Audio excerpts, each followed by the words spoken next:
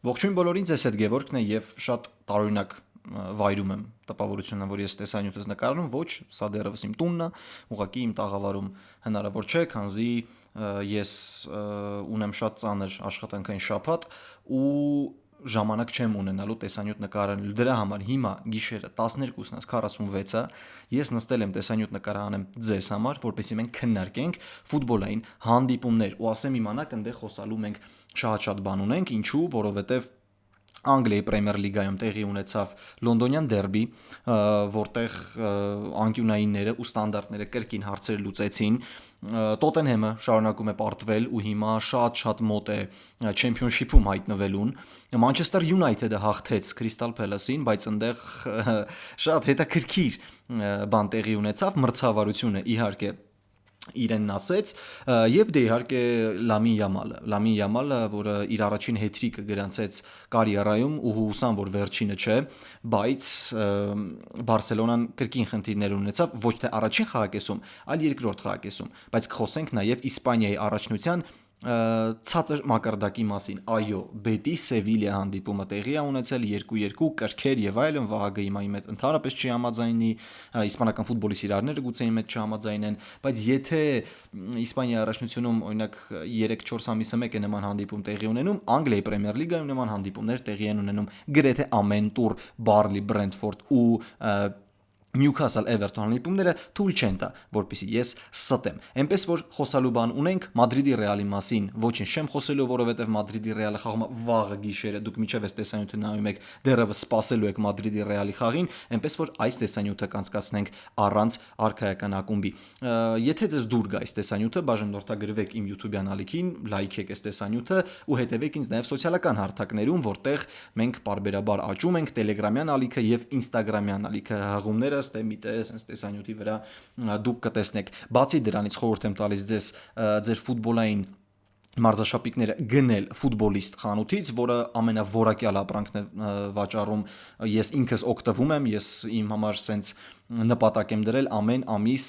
գոնե մեկ մարզաշապիկ ես պետք է ձեռք բերեմ ու եթե ես պետք է ձեռք բերեմ մարզաշապիկ, ապա 2 անգամ չեմ մտածելու գնալու եմ հենց ֆուտբոլիստ Մաշտոցի 7 դրոփինգ դարձեք ֆուտբոլային աշխարհի փոքրիկ մասը ձեռք բերելով ձեր սիրելի մարզաշապիկը այնտեղից քննարկենք ֆուտբոլ Անգլիայի Պրեմիեր լիգա հատկապես այս տեսանյութը հիմնականում Պրեմիեր լիգայի մասին է որտեղ կրկին հակասական իրադարձություններ եղան Ընկերներ իրականում եւս մեկ շատ հետաքրքիր հանդիպում է տեղի ունեցել, որի մասին ես սկզբում չխոսեցի, իհարկե դեռ կլասիկերը, Բորուսիա Դորտմունդ ու Բավարիա հանդիպան մասին է խոսքը, ու առաջարկում եմ հենց այդ խաղից էլ սկսենք, քանզի սկզբում դրա մասին չնշեցի, ու հետո հիշեցի, որ Բորուսիա Բավարիա խաղը եւս եղել է, որովհետեւ այնտեղ ամեն ինչ որոշվեց ու եկեք սկսենք հենց այդ հանդիպումից։ Բորուսիան ու Բավարիան դուրս եկան խաղադաշտ այն միտումով ու շատ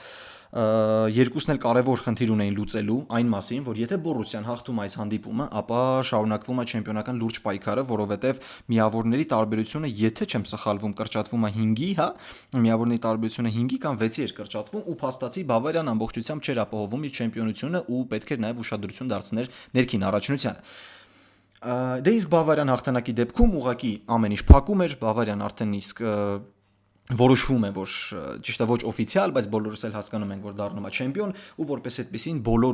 ամբողջ ուշադրությունը կենտրոնացնելու է հենց չեմպիոնների լիգայի վրա։ Ու երկու թիմերը, առաջին ու երկրորդ հորիզոնականում հանդես եկող թիմերը դուրս եկան խաղադաշտ, տպավորություն էր, որ Signal Iduna Park-ն այնտեղ պիտի ճնշվի Բավարիան, այնտեղ պիտի Բորուսիան դրա հաշվին ավելի լավ խաղա եւ այլն, բայց առաջին խաղակեսը կարելի է միայն խոսել այն մասին, որ միակողմանի խաղ էր ամբողջությամբ միակողմանի հանդիպում էր ու Բավարիան գրոհում էր, Բավարիան գնդակին շատ էր տիրում, Բավարիան ստեղծում էր սուր կիսապահեր, ամբողջական պահեր Բավարիան այդքան էլ չկարողացավ ստեղծի, եթե առաջի խաղակեսին նայում ենք, հա 6 հարված, 3-ը դիպուկ, բայց որ ասես օրինակ Գրեգոր Կոբելը շատ լուրջ խաղի մեջ մտավ կամ Բավարիայի ֆուտբոլիստները հստակ վտանգ էին ներկայացնում, ոչ ու Այդ ամեն ինչը տարավ նրան, որ Բորուսիան կրկին անատան ֆուտբոլով, կրկին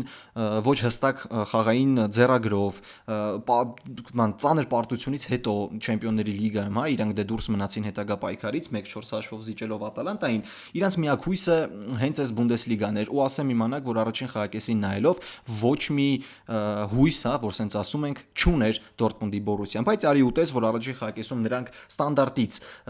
բացում են հանդիպման հաշիվը, Նիկո Շլյոտերբեկն է դառնում գոլի հեղինակ ու այդպես թիմերը գնում են ընդմիջման։ Երկրորդ խաղակեսում էական ոչինչ չի փոխվում, ընդհանրապես էական ոչինչ չի փոխվում։ Էմրե ջանը նախ դրա մասին չխոսեցի, Էմրե ջանը ստացավ վնասված, նա չկարողացավ շարունակել հանդիպումը ու այսօր պարզ դարձավ, որ Էմրե ջանը ծնկի խաչածր պահպաններն է կտրել ու ցավոք սրտի ոչ միայն այս մրցաշրջանում, այլև աշխարհի առաջնության կողքով անցնում ու նոր 2027 թվականին դուրս կգա խաղադաշտ։ Դա նախնական եզրակացությունն է, որ կատարել են, հիմա չգիտեմ թե հետո թե ինչպես կբուժվի, մենք հասկանում ենք, որ հիմա սպորտային բժշկությունը, ընդհանրապես բժշկությունը այն մակարդակի վրա է գտնվում, որ գուցե եւ 2026 թվականին մենք Էմրե ջանին տեսնենք, բայց դա հստակ չէ։ Երկրորդ խաղակեսում Բավարիան շարունակեց ճնշել, Բավարիան շարունակեց խաղալ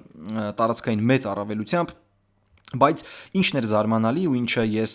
ինչքան նայել եմ այս մրցաշրջանում չեմ տեսել Բավարիայի մոտ, կոնկրետ Բորուսիայի դեմ խաղի ժամանակ տեսա, Բավարիայի մոտ խոտանը չափազանց շատ էր։ Այսինքն տպավորություն կար, որ թիմը ինչ որ միտեղ շտապում էր, տպավորություն կա, որ թիմը ինչ որ ձև չէր հավատում, որ իրեն կարող է այս հանդիպումը հաղթանակով ավարտեն։ Ու ամեն ինչ տարավ նրան, որ այդ լարվածությունը բերեց գոլի, հա, Հարի Քեյնը դարձավ գոլի հեղինակ, իրականում եթե նայել եք հանդիպումը, ապա ամեն ինչ տանում էր Բավարիայի գոլին, հատկապես երկրորդ խաղակեսում։ Ու հետո արդեն Քեյնը նաև դուբլ է ձևակերպում, Նիկո Շլյոտերբեկի ինչ որ ցածրակարգ գործողություն, ես չեմ ասում որ ֆուտբոլիստն է ցածրակարգ, բայց գործողությունը բավականին ցածրակարգ էր ու Հարի Քեյնը դուբլ է գրանցում։ Ինչի մասին եւս խոսել էի Վահագի հետ հանդիպումից առաջ, ես ասել եմ որ Քեյնը դուբլ է անելու, մեկը խաղի մեջից, մյուսն էլ 11 մետրանոցից ու այդպես էլ եղավ։ Դրանից հետո շատ լավ աշխատեց բանը Նիկո Կովաչը փոփոխություններ կատարեց ու այդ փոփոխությունները բերեցին թարմություն, փոփոխությունները բերեցին նոր ալիք, հա, գրողների, այսպես կարող ենք ասել, ու երկրորդ գոլը խփեց։ Երկրորդ գոլը խփեց Սվենսոնը, այդ ամենը բերեց նաև նրանից, որ խաղադաշտում էր Սերու Գիրասին ու եթե նայում ենք կոնկրետ դրվագին, ապա Սերու Գիրասին կարողացավ իր վրա հավաքել երկու կենտրոնական պաշտպաններին, Տային ու Ուպամեկանոին եւ Սվենսոնը ամբողջությամբ միայնակ էր մնացել, Ուրբիկը չկարողացավ փրկել 2-2։ Հետո շարունակվեց նույն սցենարը, Բավարիան սկսեց գրոհել ու ընդամենը 5 րոպե անց Ջոշուա Կիմը խփեց հաղթական գնդակը։ Դա եթե ընդհանուր խաղի մասին որ խոսենք, հա, խաղի տեսությունը բարերով, բայց ես իմ կարծիքը հայտնեմ կոնկրետ երկու թիմերի վերաբերյալ, Բավարիան արդեն իսկ հանգիստ կարող է իր գործերը դասավորել Չեմպիոնների լիգայում ու ես չգիտեմ սխի արդեն իսկ վստահ եմ, որ Բավարիան չի կորցնելու 11 միավորի առավելությունը երկրորդ տեղում ընթացող Բորուսիայից ու արդեն իսկ կարելի է նրան թագադրել որպես Գերմանիայի չեմպիոն հերթական անգամ։ Դե իսկ ինչ վերաբերում է Դորտմունդի Բորուսիան ինձ մոտ արդեն իսկ տպավորություն է թողնում, որ B կարգի թիմ է, B կարգի պերֆորմանսներով, հա, այսինքն նախ հակասական, երկրորդը ոչ ստաբիլ եւ երրորդը արդեն սովորում ենք մենք այսպիսի Բորուսիային, որ իրանք թոփերի տակն են, բայց թոփին հասնելու համար շատ բան Բորուսիային իրականում չի հերիքում։ Ֆուտբոլիստներ կան, որ Բորուսիայի մակարդակի չեն, հենց մեկը Ջոբ Բելինգեմը, ամենայն հարգանքով նրա եղբոր Ջուդ Բելինգեմի նկատմամբ, որին ես համարում եմ փառահեղ կիսապաշտպան, հա, մեր օրերի ամենատաղանդավոր ֆուտբոլիստներից մեկը, բայց նրա եղբայրը չգիտես ինչու է հայտնվել Դորտմունդի Բորուսիայում, չգիտես ինչի հիման վրա է ինքը որոշ հանդիպումներ սկսում մեկնարկային կազմում, բայց Ջոբ Բելինգեմը ամենայն անկեղծությամբ ընդհանրապես Բորուսիայի մակարդակի ֆուտբոլիստ չէ ու մի քանի ֆուտբոլիստներ կան, որ այնտեղ չպետք է լինեն, հա, եթե մենք ունենք անհատներ, ինչպիսին է Գիրասին, որը անհատապես կարողանում է ցույց տալ, որ ինքը հասնում է այդ մակարդակին, այնտեղ ունենք աջ պաշտպան Ռայերսոնն է շատ լավը, Նիկո Շլյոտերբեկը, որը ներքին առաջնությունը բավականին լավն է, բայց օրինակ իմ համար Նիկո Շլյոտերբեկը մեկնարկային կազմի ֆուտբոլիստ չի, ինձ մեկը, չգիտեմ, Մանչեսթեր Սիթիի կամ Մադրիդի Ռեալի կազմում, չնայած որ իր ծառայություններով շատ լուրջ հետաքրքրվում են ու ամենայն հավանականությամբ Շլյոտերբեկը կլքի Դորտմունդի Բորուսիան ու այսօր Հայկ Սահակյանի հետ որ խոսում ենք, ինքը ասաց ես Բորուսիայի խաղը նայեցի մեկնարկային կազմը, շատերին չեմ ճանաչում այնտեղ։ Ու այդ ամենը արտացոլում է Բորուսիա Դորտմունդի ներկայիս վիճակը, Բորուսիա Դորտմունդի վերջին տարիների վիճակը ու այս առումով իհարկե Բավարիայի դեմ պայքարող ոչ մի թիմ չկա ներքին առաջնությունում։ Բավարիան շատ հստակ է, Բավարիան խաղում է շատ դոմինանտ ֆուտբոլ, կոնկրետ Բորուսիայի դեմ մի քանի բաներ չաշխատեցին, օրինակ ես մի փոքր հիասթափված էի թե Լուիս Դիասից, թե Մայքլ Օլիսեից, որոնց խաղը ընդհանրապես չստացվեց ու Հարի Քեյնը միայնակ ամեն ինչ լուծեց հարձակման գծում, դե Հարի Քեյն ունենալ թիմում էդի ինչ որ մի հատ մեծ ադամանդա ու մեծ շնորհ հա ֆուտբոլային աստվածների կողմից, ինձ թվում է Վենսան Կոմպանին հիմա ամեն խաղից հետո գնում է տուն ասում է լավ, եթե Հարի Քեյն չունենայի, ինչ վիճակում էր լինելու իմ թիմը։ Բայց արի ուտես, որ Հարի Քեյնը շարունակում է փառահեղ ֆուտբոլ ցույց տալ ոչ միայն արդյունավետության առումով, այլև խաղային որակների կարևորության ու խաղային որակների շատ բարձր մակարդակը պահելու առումով, որովհետև Հարի Քեյնը հիմա Բավարիայի ամեն ինչն է, հա ինքը ունի օգնություն թիկունքում, ինչպիսիք են Պավլովիչը, որը շատ լավ է հավաքել, Ջոշուա Կիմիխը, որը աշխարհի ամենաթերագնահատված ֆուտբոլիստներից է, ով չի խաղում Պրեմիեր լիգա կամ Լա լիգայում, դրա համար իր մասին չեն խոսում, չնայած ինքը էլիտար կիսապաշտպան է։ Կենտրոնական պաշտպանների զույգը շատ խաղացված Ջոնատան Տանու, Դայու Պամեկանոն, իրանք ամեն ձև օգնում են Հարի Քեյնին պահպանել են բարձր համակարգային ֆուտբոլը, որի կիզակետում հենց Քեյնն է, բայց Հարի Քեյնը լրիվ ուրիշ մակարդակը հենց այս պահին ու ես շարունակում եմ պնդել, որ եթե այսպես շարունակվի, Քեյնը պետք է ստանա ոսկե գնդակ, իհարկե հասկանում եմ, որ ամեն ինչ կախված է թե ինչպիսի մրցաշրջան կունենա Բավարիան, հա, հասկանում ենք, որ Բունդեսլիգայում չեմպիոն դառնալը քիչ է ոսկե գնդակի համար ու առնվազն եզրափակիչ պետք է ասնես Չեմպիոնների լիգայի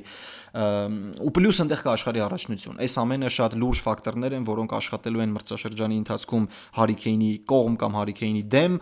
բայց կոնկրետ օրով, կոնկրետ այս պահի դրությամբ Հարի Քեյնին մոտ ֆուտբոլիստ չկա։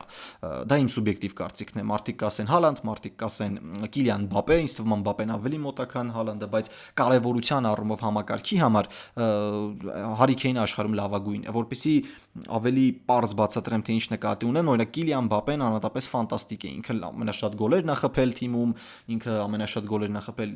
իր առաջնությունում, Չեմպիոնների լիգայում լավագույն ռմբարկուն է, բայց քանզի չկա համակարգ Մադրիդի Ռեալում, դու չես կարողանում հասկանալ նրա կարևորությունը, եթե հանում ես անհատական վիճակագրությունը։ Նույնը կարող ես ասել Հոլանդի մասին։ Հոլանդի համար այնտեղ կա շատ համակարգը ու ինքը դառնում է կոնկրետ դետալ, կարևոր դետալ իհարկե, բայց եթե համեմատում ենք Քեյնին այս երկուսի հետ, ապա Քեյնը թե արդյունավետությամբ է ֆանտաստիկ, թե համակարգի մեջ է ֆանտաստիկ ու որքանով է ինքը խաղ փոխող այդ համակարգում։ Ու Հարի Քեյնը իրոք ոչ միայն Բունդեսլիգայի top 1 աստղն է, այլ իմ կարծիքով աշխարհի top 1 աստղն է։ Բավարիան հաղթեց 3-2 գոլառատ հանդիպում, երկրորդ խաղակեսը ընդհանրապես նեյտրալ երկրպագուի համար բավականին լավն էր ու եթե դուք չեք դիտել, առաջին խաղակեսը կարող չդիտեք, երկրորդը կարող եք նայել, դրեք ամբողջությամբ հաճույք կստանաք այն ակտիվությունից, որոնք թիմերը տվեցին երկրորդ խաղակեսում, բայց ինչպես միշտ Բավարիան ավելի ուժեղ էր, քան Բորուսիան։ Գնում է առաջին հորիզոնականով եւ ամենայն հավանականությամբ արդեն իսկ հրճակվում է չեմպիոն։ Իսկ Բավարիայից ներքև պայքարը բավականին լուրջ է։ Այնտեղ կա Լայպցիգ, այնտեղ կա Հոֆենհայմ, այնտեղ կա Բորուսիա, եթե չեմ սխալվում, պայքարի մեջ է նաև Այնտրախտը, հա, պայքարը կա Չեմպիոնների լիգայի տեղի համար, բայց դրանից դուրս պայքար չկա։ Ինչու չկա, որովհետև այնտեղ է Մյունխենի Բավարիան։ Տեղափոխվենք Իսպանիա, որտեղ առաջնության առաջատար կատալոնական Բարսելոնան իր հերթական հանդիպումը անցկացրեց ու իրականում Լա լիգայի տուրի կենտրոնական հանդիպումն էր Բարսելոնա-Վիլյարեալ խաղը, ինչու, որովհետև Վիլյարեալը լավագույն քառյակի թիմ է, Բարսելոնան պիտի հաղթի այս հանդիպումը, որպեսզի շարունակի առաջատարությունը ու նայելով վերջին արդյունքները կոնկրետ խաղային առումով ոչ թե հաղթել է, թե չի հաղթել Բարսելոնան, դա չի հարցը, այլ թե ինչպես է խաղի ընթացքում իրեն դրսևորում կատալոնական Բարսելոնան, կոնկրետ Վիլյարեալի դեմ հանդիպումը կարող էր հետաքրքրություն առաջացնել, որովհետև Վիլյարեալն այն թիմն է, որը կարողանում է պատժել, Վիլյարեալը այն թիմն է, որը խաղում է մեծ ինտենսիվությամբ եւ այլն, ու Բարսելոնան կոնկրետ պաշտպանության առումով ունենալով լրջագույն խնդիրներ, կարող էր բախվել այդ նույն խնդիրներին կոնկրետ այս խաղում, բայց Հանսի Ֆլիկը արեց մի բան, ինչը օրինակ այս մրցաշրջանում կամ ընդհանրապես չի արել Բարսելոնան, կամ շատ քիչ է արել, որ ես չեմ նկատել։ Բարսելոնան դուրս եկել խաղադաշտ դասական 6 համարով Բեռնալի տեսքով 2-8 համար վինգերներ ու կենտրոնական հարձակվող։ Ես իրականում վերջին անգամ չեմ հիշում, թե Բարսելոնան երբ դասական 6 համարով խաղացել։ Գուցե խնդիրը նրանում է, որ իրանք չունեն դասական 6 համար, ու Մարկ Բեռնալը միակ տարբերակն է, հանդերձ կա Կասադո, բայց Կասադոն ինքը տենց քանդող, պարզ գնդակ բաժանող ֆուտբոլիստ չի։ Ու եկավ խաղը, հանդիպումը սկսվեց, ես նայում եմ Վիլյարեալին ու ապշում եմ։ Ես նայում ասում եմ, լավ, այս թիմը իրոք 4-րդ հորիզոնականում է։ Այս թիմը իրոք առաջնության ամենալավ թիմերից մեկն է, որովհետև Բարսան ուղակի սենց գլորում է գնդակը։ Բարսելոնան նենց տպավորությունն է, որ Բարսելոնան խաղում է Էլչեի դեմ ու Բարսելոնան խաղում է Վիլյարեալի դեմ, դա էական տարբերություն չի տալիս։ Ուստեղ հարցը նրանում չի, որ Բարսելոնան լավ խաղաց։ Այո, Բարսելոնան լավ խաղաց։ Յամալը հետ-թրիկ արեց։ Կհասնենք դեռևս դրան։ Ես մի հատ առանձին խոսեմ Լամին Յամալի մասին, բայց Վիլյարեալը առաջին խաղակեսում կատարել է 1 հարված։ 1։ Ոչ մեկը դիպուկ։ Հասկանում եք, ոչ մեկը, ես մի հատ հարվածի մասին եմ խոսում։ Ու դիպուկ հարված չի ունեցել։ Ու ես հենց իրոք նստած նայում եմ, ասում եմ, լավ, ինչի հիման վրա է Վիլյարեալը սենց վատ խաղում։ Ինչի հիման վրա է Վիլյարեալը համարվում top team Իսպանիայում։ Okay, մենք տեսանք, որ իրանք Չեմպիոնների լիգայում մրցակցություն չեն կարող առաջարկել։ Վիլյարեալը խորապես տապալվեց Չեմպիոնների լիգայում։ Բայց ախր ներքին առաջնությունում, եթե դու խաղում ես օրինակ Էլչե Լևանտեի դեմ դու հաղթում ես, ախր այտենց չեն գնում չեմպիոնության։ Լավ, եթե դու չես պայքարում չեմպիոնության համար, երկրորդ, երրորդ հորիզոնականը զբաղեցնելու համար դու պետք է հաղթես, անգլերեն բառ կա big dogs։ Մեծ շներին դու պետք է հաղթես կամ գոնե արժանի ֆուտբոլ ցույց տաս։ Իսկ Վիլյարեալը ընդհանրապես ոչնչի մասին էր, ընդհանրապես ոչնչի մասին էր, բայց ստեղ նաև պետք է նշել Հանսի Ֆլիկին։ Հանսի Ֆլիկի Բարսելոնան կոնկրետ այս հանդիպան ընթացքում հասկանալով, որ Բարսելոնան երբ ինքը գնում է պրեսինգի պաշտպանությունը բարձր է դիրքավորվում, յուրաքանչյուր թիկունք գնացող գնդակ դառնում է վտանգավոր պահ։ Յուրաքանչյուր թիկունք գնացող գնդակ դառնում է վտանգավոր պահ։ Ու Բարսելոնան հրաժարվեց մեկնարկային պրեսինգից։ Ինքը հրաժարվեց մեկնարկային պրեսինգից ու այդ ամենը նենց լավ աշխատեց ընկերներ։ Ու որ դու սենց նայում ես, ասում ես, այ սենց ավելի լավ է։ Այ սենց Բարսելոնայի պաշտպանությունն ավելի հուսալի է։ Մենք տղեկի հետ խաղի ընթացքում խոսում ենք չաթում, ու ես այս նույն բառերը տղեկին ասացի, էսի ավելի հուսալի է։ Թոֆլիկը սենց շարունակի խաղա։ Հա, գուցե մրցակիցը եթե ունենա բիլդափում խնդիրներ ու դու գիտես, որ դու հաստատ պրեսինգով կկարողանաս խլել գնդակը, գնա այդ պրեսինգին։ Բայց կոնկրետ Վիլյարեալի դեմ հանդիպումը Բարսան արեց պրեսինգ, բայց արեց շատ խելամիտ։ Երբ գնդակը հասնում էր եզր, Բարսան միացնում էր կետային պրեսինգը։ Երբ գնդակը կենտրոնում էր, Բարսան չէր շտապում գնալ պրեսինգին։ Ու այդ չշտապելը, հա, այդ հանգստությունը, համբերությունը բերում էր նրան, որ Բարսելոնան ստիպված չէր լինում շատ բարձր դիրքավորվել, կամ բարձր դիրքավորվելու դեպքում ինքը ստանում էր խտություն խաղադաշտում, իսկ այդ խտության դեպքում Վիլյարեալը չէր կարողանում այն փոխանցումները կատարել, որը միշտ Բարսելոնան ստանում է այլ հանդիպումների ժամանակ։ Դա երբ որ Բարսան գնդակով չէր, ու այդ առաջին խաղակեսում ամբողջությամբ աշխատեց։ Ու ես եմ որ ուղղակի հիացած էի Բարսայի խաղով։ Պլյուս դրան ավելանում է Լամին Յամալը, որը հետ-թրիկ գրանցեց իր կարիերայում առաջինը, ստացավ 9.9 գնահատական։ Ուզում եմ հասկանամ, էլ ինչ էր խանգարում նրան 10 տալ, 10 համարն էլ կրում է, Բարսելոնայում խաղում է, ոնց որ Մեսսի վիճակն է, ինքը պիտի ստանա այդ ոսկե գնդակը, հա։ Գուցե մի օր, բայց ինքը պիտի ստանա այդ 10 գնահատականը, բայց չստացավ։ Առաջին խաղակեսում Յամալը դուբլ է գրանցում, առաջինը ու երկրորդը Ֆերմինի փոխանցումներից ես շարունակում եմ պնդել, որ Ֆերմին Լոպեսը Բարսելոնայի լավագույն ֆուտբոլիստներից մեկն է, ինչքան էլ որ շատերը նրան քննադատում են, ասում են, որ ինքը հակասական կերպար է, ինքը ոչ ստաբիլ է խաղադաշտում, պայմանագիրը կնքելուց հետո թուլացավ եւ այլն, ընկերներ, Ֆերմին Լոպեսը շարժիչ է կիսապաշտպանության գծում, շատ ավելի լավ է, քան Դանի Օլմոն։ Գուցե գնդակով Դանի Օլմոն ավելի շատ տարբերակներ է նկատում կամ խաղադաշտն ավելի շատ տեսնում, բայց Բարսելոնային պետք չէ այդքան շատ խաղադաշտ տեսնող ֆուտբոլիստ։ Կոնկրետ մեկնարկային կազմում իրան պետք է մեկը ֆանտաստիկ, ինչպիսին է օրինակ Պեդրին, աշխարհի լավագույն կիսապաշտպանը, ու տենց շարժիչ ֆուտբոլիստ, որը անընդհատ իրան կտա թիմի համար կեղտոտ աշխատանքին։ Ֆերմի Լոպեսը հենց այդպիսինն է։ Ուղղակի երբ որ գնդակ հայտնվում է Ֆերմի Լոպեսի մոտ, ինքը շատերի անհասկանալի դեմքերին նայելով ասում է ես կարողանում եմ նաև արդյունավետ խաղալ, ու Ֆերմի Լոպեսը խաղում է արդյունավետ։ Ինքը երկու գոլային փոխանցում է կատարում Յամալին, Յամալը դառնում է դուբլի եղինակ առաջին խաղակեսում, երկրորդ գնդակը ընդհանրապես հրաշք, ու ես կարծում եմ, ես իմ կարծիքը փոխում եմ մի փոքր, կոնկրետ երբ որ համեմատականներ էինք անցկացնում, ես հիշում եմ, որ ես ասում էի Յամալը ավելի շատ Մեսսի է, քան Նեյմար, բայց հիմա լրիվ հակառակն եմ մտածում։ Յամալը իրոք ավելի շատ Նեյմարը, քան Լիոնել Մեսսի, որովհետև Յամալի դրիբլինգը տանում ավելի Նեյմարին, Յամալի այդ ոճը խաղադաշտում, Յամալի այդ աուրան խաղադաշտում ավելի շատ տանում է Նեյմարին, ու բոլորս էլ հասկանում ենք, որ իր կուրքը Նեյմարն է եղել եւ այլն, ու այդ ամեն ինչ արդեն տրամաբանական սենց շղթա է կազմում։ Երկրորդ խաղակեսում դուրս եկավ Վիլյարեալը ավելի լավ, քան առաջին խաղակեսում, ճիշտ է, շարունակեց խայտառակ սխալ թույլ տալ,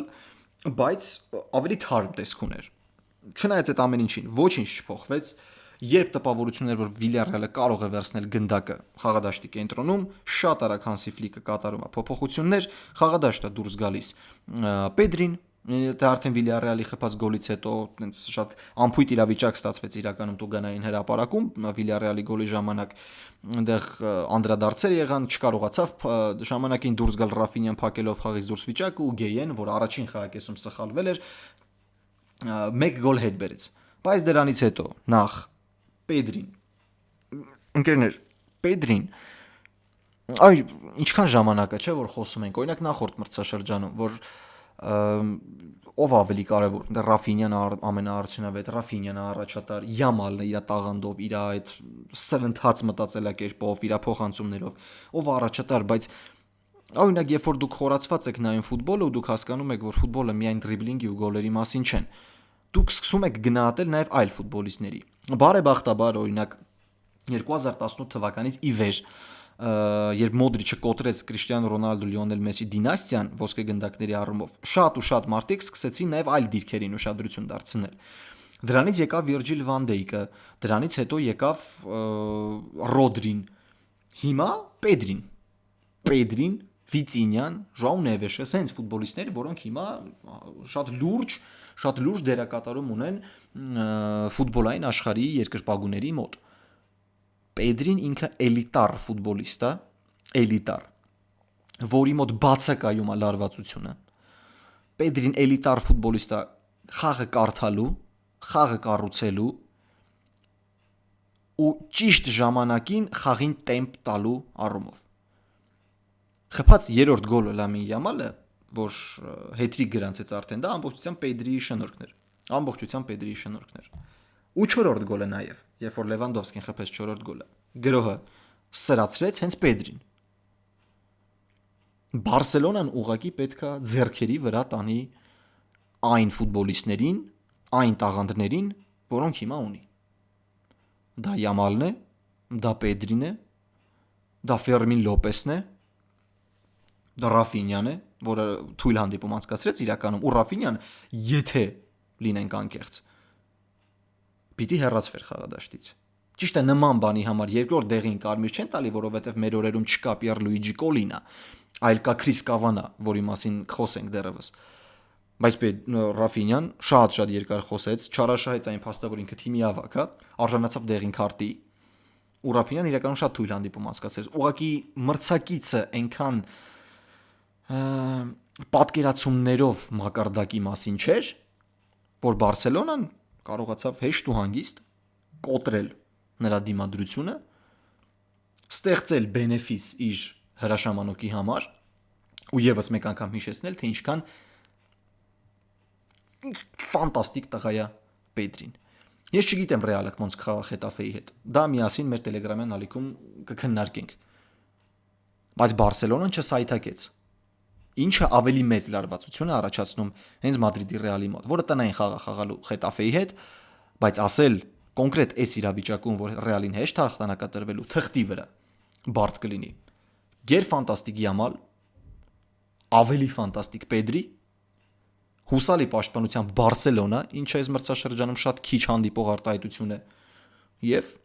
ակնկալիքները չարթարացրած Villarreal, որը ուղղակի ցույց տվեց, որ լավագույն քառյակում հայտնվելը թեկուզ 4-րդ հորիզոնականում առավելագույնն է, ինչ կարող է անել նա։ Իսկ Իսպանիայի առաջնությունում շարունակվում է Բարսելոնա ու Ռեալ Մադրիդ դինաստիան։ Բայց դրա մասին շատերը չեն խոսում։ Իսկ բոլորը քննարկում են, որ Բունդեսլիգան միապետություն է, այսպես ասած, որտեղ արքա է միայն Բավարիան։ Բայց ախր Իսպանիայի առաջնությունում էլ Բարսայից ու Ռեալից զատ մոտ ով կա։ Դե իսկ հիմա եկեք խոսենք ամենահետաքրքրից Պրեմիեր լիգա։ Անգլիայի Պրեմիեր լիգայում տեղի ունեցան մի շարք հանդիպումներ, որոնց մասին իհարկե պետք է խոսենք, բայց եթե մանրամասնորեն խոսենք ամենի մասին, ինձ թվում է այս տեսանյութը 2 ժամ է տևելու։ Շատ արագ խաղային առաջին օրվա վրայով անցնենք, որտեղ ամենահետաքրքիրը տեղի ունեցավ այսօր, Կիրակի օրը։ Նախ շատ գոլառատ խաղային օր էր շաբաթ օրը Անգլիայի Պրեմիեր լիգայում, Աստոն Վիլան պարտվեց Վուլվերհեմպտոնին 0-2 հաշվով ու սա արդեն երևի թե վերջակետ էր այն օվերպերֆորմանսին, որը Ունայ Էմերին տվեց Աստոն Վիլային ու ֆուտբոլիստները կամաց նահանջում են, իրենց մարզավիճակը կամաց ընկնում է, որովհետև ամբողջ մրցաշրջան խաղալ այդպես, ամբողջ մրցաշրջան խաղալ օվերպերֆորմանս ցույց տալով իհարկե անհնար է, եւ թե նայում ենք վիճակագրությանը, այնտեղ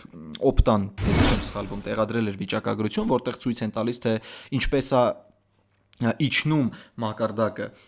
բանի Աստոն Վիլայի, օրինակ XG-ն ինչքան բարձր է մրցաշրջանի ընթացքում, ու կներեք ինչքան ցածր է մրցաշրջանի ընթացքում, բայց ինչքան գոլ է խփում Աստոն Վիլան, դա կոչվում էր overperformance։ Դա Մորգան Ռոջերսներ մի խաղ լավ խաղում, Օլի Ոթկինսներ մի խաղ դիպուկ, մի քանի խաղ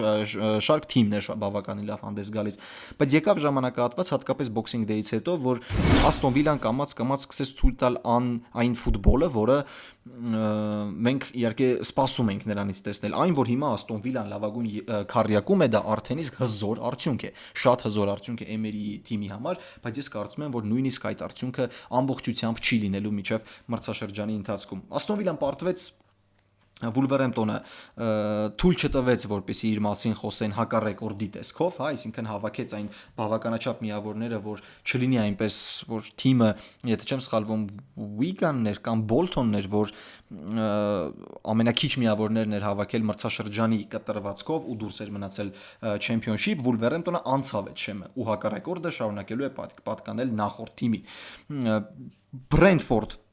Բարլի հանդիպումներ, գերֆանտաստիկ, ուղղակի գերֆանտաստիկ էր Brentford Բարլի հանդիպումը, որտեղ Brentford-ը հաղթում էր 3-0 հաշվով, դրանից հետո Բարլին խփում է 3 գոլ, հետո Brentford-ը խփում է 4-րդ գոլը,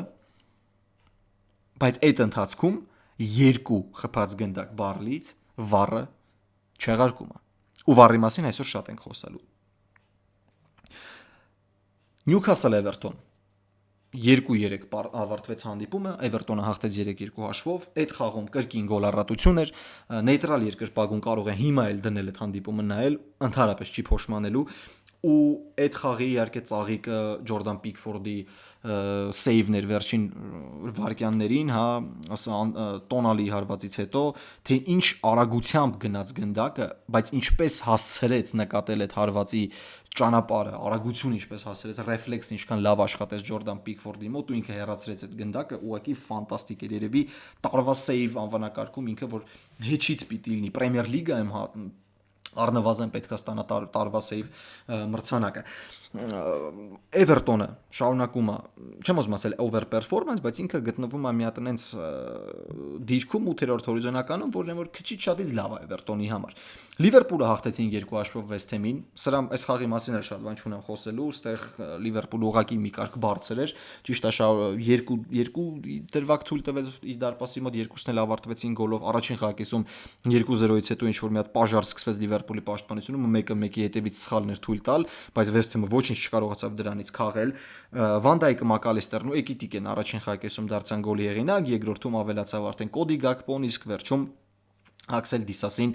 դարձավ ինքնագոլի հեղինակ։ Սա շատ կարևոր հաղթանակ էր Լիվերպուլի համար, որովհետև իրանք հիմա պայքարում են լավագույն քառյակում տեղը զբաղեցնելու համար ու կոնկրետ այս տուրը աշխատեց այնպես, որ Լիվերպուլը կարող է ամեն ինչից գոհ լինել, որովհետև Չելսին պարտվեց, Չելսին նրանց չշրջանցեց, նրանք մոտենում են Աստոն Վիլային, նրանց մոտ է նաև Մանչեսթեր Յունայթեդը ու Լիվերպուլը երկու հանդիպում ունեն անցկացնելու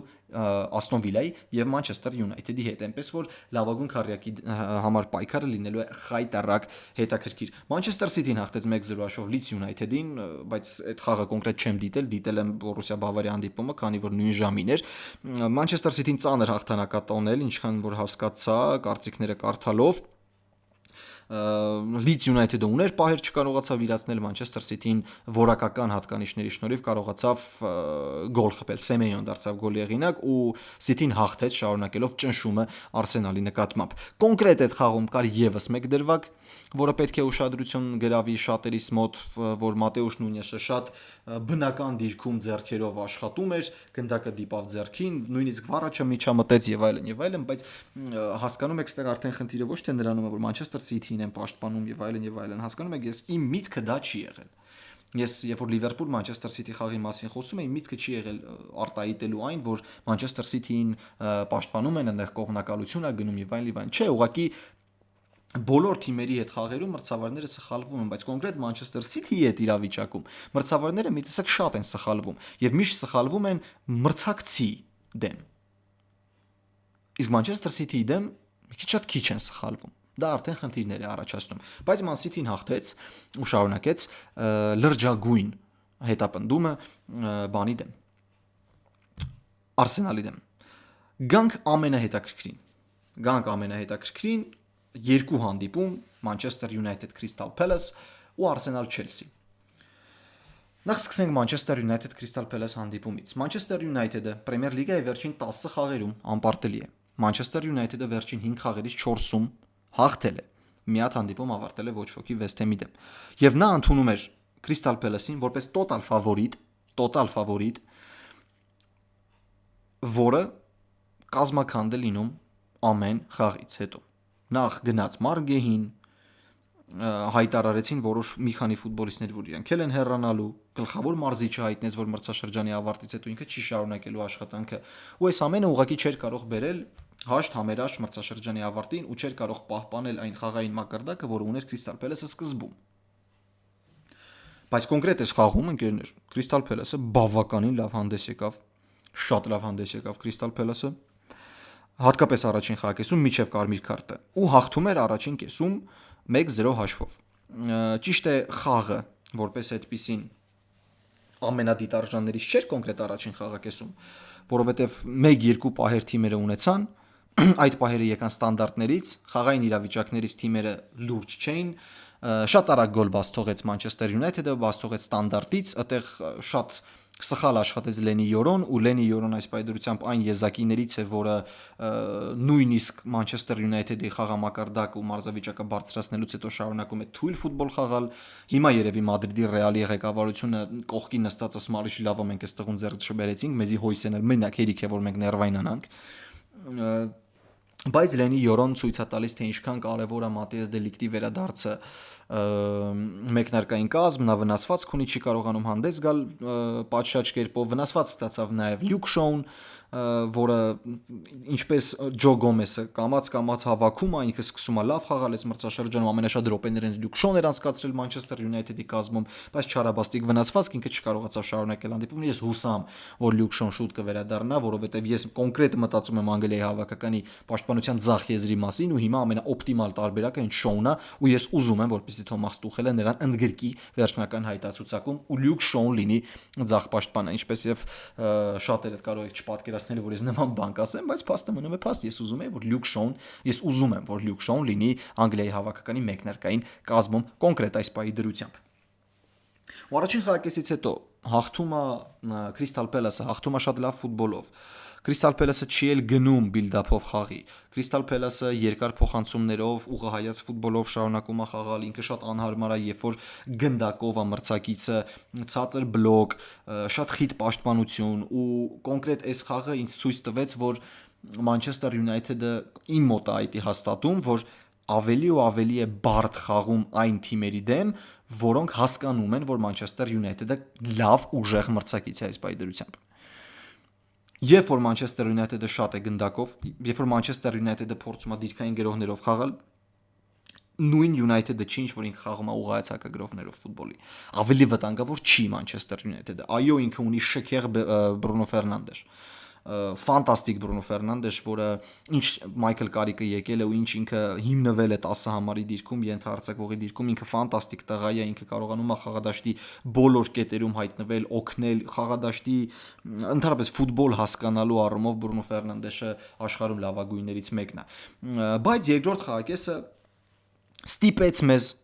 որպեսզի մենք խոսենք այս հանդիպումից ոչ ֆուտբոլային արդյունքի առումով։ Ընկերներ, երբ եկավ երկրորդ խաղակեսի հենց սկիզբը ու Manchester United ստացավ գոլային հնարավորություն, վտանգավոր պահ, Մատեուս Կունյան մտավ տուգանային հրապարակ, դիրքը շահելով Լակրուայի հետ պայքարում, մտավ տուգանային հրապարակ ու երբ որ մենք նայում ենք այս մրցաշրջանում, օրինակ ստանդարտների ժամանակ,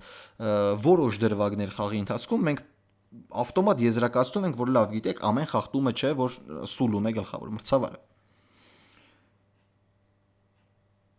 Բայց կոնկրետ այս իրավիճակում նշանակվում է 11 մետրանոց ու դեղին քարտ Լակրուային։ Ինչը աբսուրդ է։ Արդեն իսկ, որովհետև ես ունեմ երկու հիմնավոր փաստեր։ Նախ, եթե մենք նայում ենք այս իրավիճակը որպես խախտում, որովհետև փոքր sense հպվել էր Մատեուս Կունյային Լակրուան, այդ հպումը եղել էր մինչև տուգանային հրապարակ հայտնվելը։ Մատեուս Կունյան նկարեց իրավիճակը, Վինիսիուսից լավ նկարեց իրը, որպեսզի հասկանաք, թե ինչքան լավ նկարեց Մատեուս Կունյան, Վինիսիուսը երբեք այդպես չի կարող անի։ Կունյան նկարում է իրավիճակը, նշանակում է 11 մետրանոց, հետո սկսում են վառ լսել։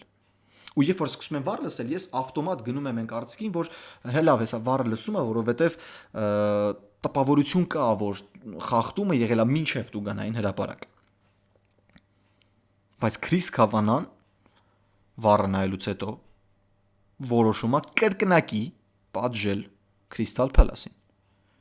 Նշանակվում է 11 մետրանոց, ինչը արդեն իսկ աբսուրդ էր, որովհետև խախտում այնտեղ ընդհանրապես չկար։ Պլյուս դրան Crystal Palace-ը զրկվում է կենտրոնական պաշտպաններից մեկից։ Լակրուան ստանում է ուղիղ կարմիր քարտ։ Ու երբ որ ստեսնես մի պահ ստոպ ես տալիս ու գնում ես մի քանի տուր հետ, մի պահ աչքի դեմը գալիս է Manchester City Liverpool խաղը, որտեղ լրիվ նույն իրավիճակում Մարգեհին ունենալով դեղին քարտ խախտում է կանոնները Մոհամեդ Սալահի նկատմամբ ու որպեսզի հասկանաք Քրիս Կավանան գալիս է այն որոշման, որ Լակրուան զրկում է Մատեուս Կունյային ակնհայտ գոլային հնարավորությունից։ Բայց երբ որ դու նայում ես Manchester City Liverpool խաղը, դու ասես ասում ես, հա, բայց Սալահին էլ այնտեղ զրկում գոլային հնարավորությունից ու Արնե Սլոտը դրա մասին խոսել է, որ Սալահը 9 տարի նման իրավիճակներից գոլ է խփել։ Բայց այդտեղ ուղղակի խախտումը նշանակվում առանց դեղին քարտի, լավ 11 մետրանոց չկար, տուգանքը դուրսն էր, բայց առանց դեղին քարտի։ Լակրուան դուրս է գալիս խաղադաշտից, իրացնում է 11 մետրանոցը Բրունո Ֆերնանդես ու այդ ամենով ավարտվում է հանդիպումը։ Manchester United-ը դառնում է տոտալ դոմինանտ, Manchester United-ը սկսում ավելի հեշտ խաղալ, Manchester United-ը խփում է երկրորդ գոլը, Շեշկոն դառնում է գոլի հեղինակ, ու United-ը հաղթում է բարձրանալով երրորդ հորիզոնական։ United-ի նկատմամբ շարունակում եմ ունենալ լավ սիմպաթիա, հատկապես Մայքլ Կարիկի համար, որովհետև Մայքլ Կարիկը եկավ, ինքը շատ բան չփոխեց, ինքը ուղղակի թարմացրեց հանդերձարանը, ֆուտբոլիստները վառ զգացում որ հարգում են Կարիկին, վստահում են Կարիկի մեթոդներին, ու այդ ամենը բերում է Manchester United-ի լավ խաղին։ Բայց կոնկրետ այս հանդիպումը հերթական անգամ խոսում է մրցավարական ցածրակարգ իրավիճակի մասին ամբողջ աշխարհում։ Ոչ միայն Պրեմիեր լիգայում, ոչ միայն Լա լիգայում, այլ ամբողջ աշխարհում, որովհետև եթե հետ գնանք թեմաներով ու խոսենք Բունդեսլիգայի մասին, այդտեղ Նիկո Շլոտերբեկը պիտի կարմիր քարտ ստանար։ Ինքը բաց ոտքով գնում է նույնիսկ ոչ թե կոչին, այլ վերև կոչից, ինչը մաքուր կարմիր քարտ է, որը չնկատեց գլխավոր մրցավարը ու նույնիսկ վառը չմիջամտեց։ Մենք ապրում ենք մրցավարական շատ ցածրակարգ ժամանակաշրջանում, որտեղ շատ է ուշադրությունը մրցավարների վրա, ու այդ ամենը ոչ թե օգնում է, այլ վնասում է խաղին։ Եթե այն ժամանակ եկավ վառը, ու մենք կարծում ենք, որ վառը պիտի օգնի, մրցավարական սխալները կչանան, վառը ոչ մի կերպ չի օգնում, որովհետև աբսուրդային ժանրի որոշումները շարունակում են արդի լինել համաշխարհային ֆուտբոլում ամենաբարձր մակարդակի վրա։ Ես ուրախ եմ United-ի համար, որովհետև իրանք արժանիորեն լավ ֆուտբոլով հաղթում են։ Ոչ կոնկրետ այս խաղի մասին է խոսքը, որովհետև կոնկրետ այս խաղը ավելի շատ ոչ ոքի խաղեր, քան հաղթանակի։ Բայց այն, որ հերթական խաղը այս մրցաշրջանում մրցավարը իր սխալ որոշումով լուծում է կոնկրետ հանդիպման ճակատագիր, էլի մեզ հիասթափության տեղիք է տալիս, որ եթե ամենաբարձր մակարդակի վրա կատարվում են նման խեղկատակ որոշումներ ու նման ավելի շատ հակասական որոշումներ, որովհետև մեկ խաղում սա խախտում է նույն բանը, խախտում չէ այլ խաղում, ու դու արդեն ավտոմատացված, ոչ չեմ ուզում ասեմ խուճապ, բայց ինքդ քեզ անհասկանալի իրավիճակի մեջ ես դնում, որ ասես լավ, որն է ճիշտը։ Արդեն իսկ մոդա է մտել մրցավարի հայեցողություն։ Բա ուր կորան օրենքները, եթե ամեն ինչ պիտի մրցավարը իր հայեցողությամբ որոշի։ Մի խաղում դա խախտում չէ, որովհետև մրցավարը տենց որոշեց,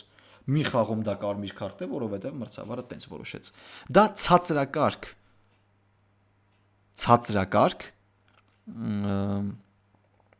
սենց ասեմ, որոշումների համագումար է, որին ելք անձամբ ես չեմ կարողանում գտնել։ Դե իսկ Manchester United-ին շնորհավորում եմ, իրանք երրորդ հորիզոնականում են, արժանիորեն են այդ երրորդ հորիզոնականում, Բրունո Ֆերնանդեշը փայլուն է, Բենջամին Շեշկոն է հավաքում մարզավիճակ, ու եթե Գյոկերեշը շարունակում է խաղալ նույն մակարդակի ֆուտբոլ, ապա Բենջամին Շեշկոն կամաց հավաքում է, ինքը իմ ամսվա լավագույն թիմում էր։ Ու չեմ ուզում ասել, որ ես սխալ կարծիք եմ կազմել Շեշկոյի մասին, բայց այն, որ քննադատությունը ինքը շատ ճիշտ օգտագործեց ու հիմա ցույց է տալի այդ քրտնաջան աշխատանքը խաղադաշտում, միայն կարելի է նման ֆուտբոլիստին ծափահարել։ Դե իսկ Crystal Palace-ը ուղղակի պետքա սպասի մինչև մրցաշրջանն ավարտվի, գնան ակումբից այն մարդիկ, որոնք պետք է գնան, իսկ ղեկավարությունը որոշի թե ինչպես պետք է փոխարինի ու ինչպես պետք է պատրաստվի նոր մրցաշրջանին, որովհետև թիմ, որ ընդամենը կես մրցաշրջան առաջ Անգլիայի գավաթակիր էր ու սուպեր գավաթակիր էր,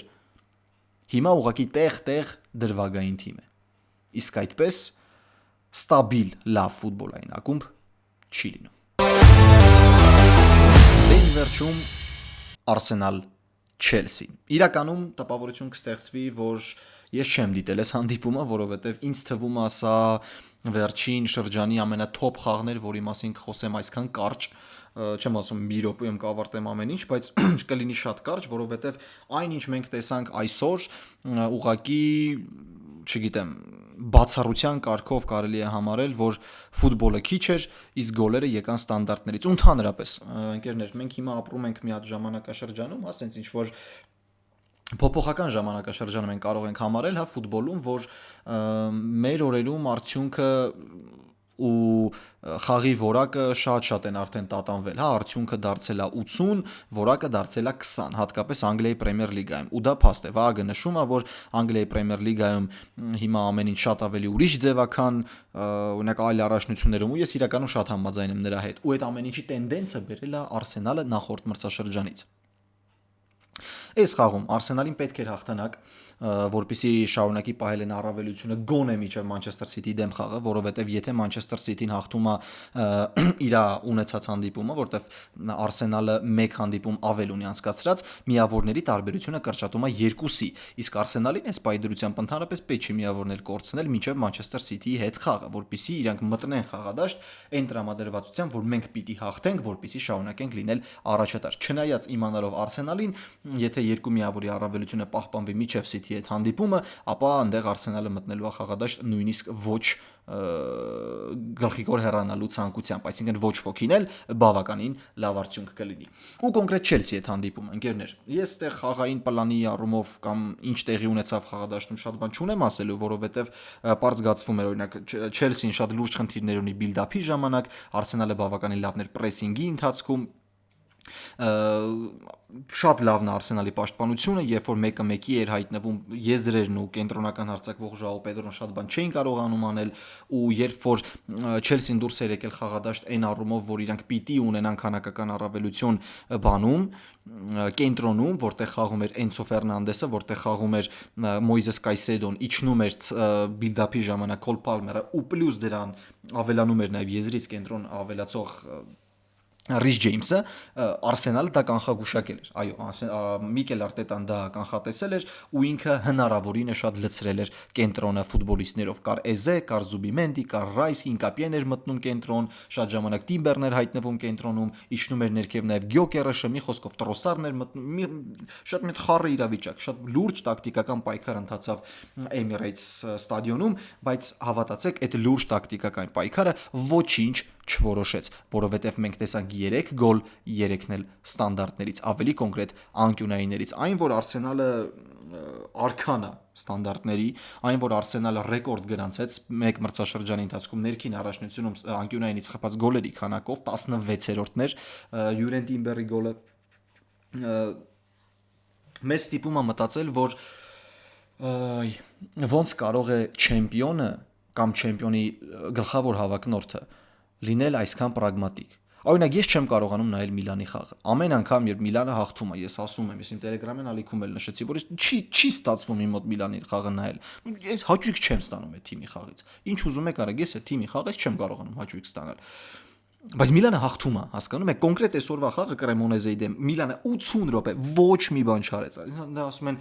են մենակ դուրս եկավ, Լեոն 2 մետրի չխփեց, դա Միլանի խնդիրն է, հասկանում եք, իմ դուրը չի գա։ Միլանը խաղում է շատ դանդաղ, Միլանը խաղում է ոչ կոնկրետ ձեռագրով, Միլանը խաղում է ինչ-որ անհասկանալի ֆուտբոլ, բայց վերջում հաղթում է 2-0 հաշվով։ Ու փաստը կայանում է նրանում, որ արդյունքն է ամենակարևորը։ Արդյունքով Միլանը երկրորդ հորիզոնականում է, ճիշտ ինքը շատ է զիջում Ինտերին 10 միավոր, եթե չեմ սխալվում, բայց Միլանը արդյունք է ապահովում։ Ու Ալեգրին ոչ մի բան չես կարող ասես, որովհետև շատ սահմանափակ ֆինանսներով, շատ սահմանափակ քանակությամբ լավ ֆուտբոլիստներով, համաշխարհային մակարդակի ֆուտբոլիստներով ինքը հասնում է արդյունքի ու բոլորի բերանը կարողանում է փակել նույնիսկ իմ։ Իսկ կոնկրետ Arsenal-Chelsea խաղի մասով այնտեղ ֆուտբոլը եւս ակնահաճո չէր, ընկերներ, 3 գոլերն եկան ստանդարտից, մի փոքր շարունակում եմ չհասկանալ թե ինչպես է փոխվում ֆուտբոլը ու ինչն է խախտում, ինչը ոչ, որովհետև հիմա ոնց հասկանում եմ ստանդարտների ժամանակ ամեն ինչ թույլատրվում է, ձեռքերից բռնել է թույլատրվում, հենվել ուսերին դա թույլատրվում է ու ամեն հրում խաղի կանոնների սահմանում է։ Այնտեղ Դեկլան Ռայսը ամսօր անկյունայինը իրացրեց Arsenal-ը դարձավ գոլի եղինակ, առաջին խաղակեսի վերջում նույն անկյունայինը իրացրեց Chelsea-ն դարձավ գոլի եղինակ, ճիշտ է դրանից 1 դրվագ առաջ կրկնակի խախտում արեց Declan Rice, այսինքն ինքը բացի նրանից որ գրկել էր ֆուտբոլիստին, ինքը ձեռքով հարվածում է, նույնիսկ վառը դա չի նայում,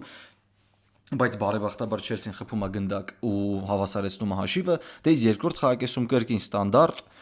գոլ ու հետո արդեն եկավ մի թեմա, որի մասին այս մրցաշրջանում շատ ենք խոսել։ Chelsea-ն այս մրցաշրջանում ստանում է իր 9-րդ կարմիր քարտը։ Pedro Neto-ն շատ տխմար ձևով գնում է սահանկման, տխմար ոչ թե կոպտության առումով, այլ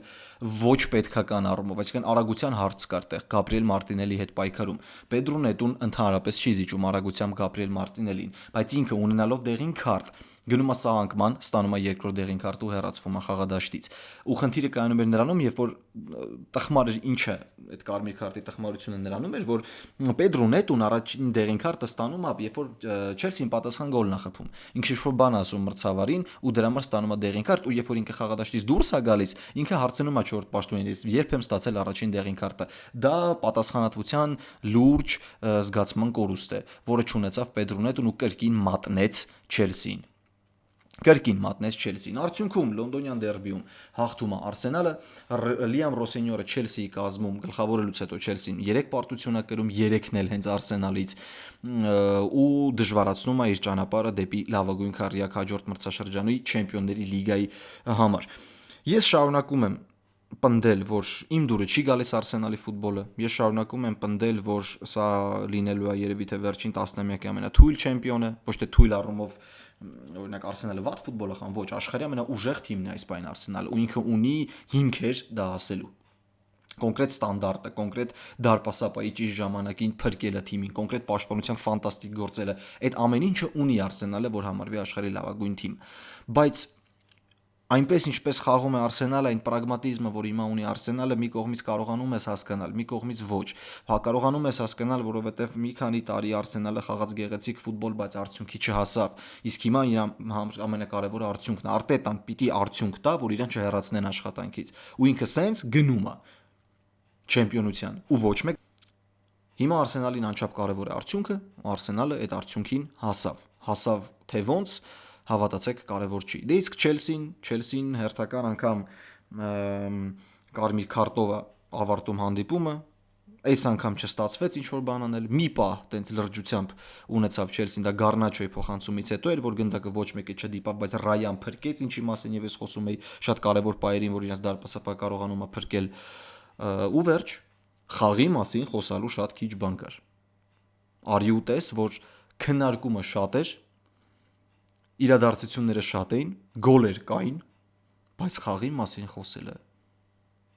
շատ բան չկար։ Իսկ ինչ ես տեսանյութը նկարահանում էի,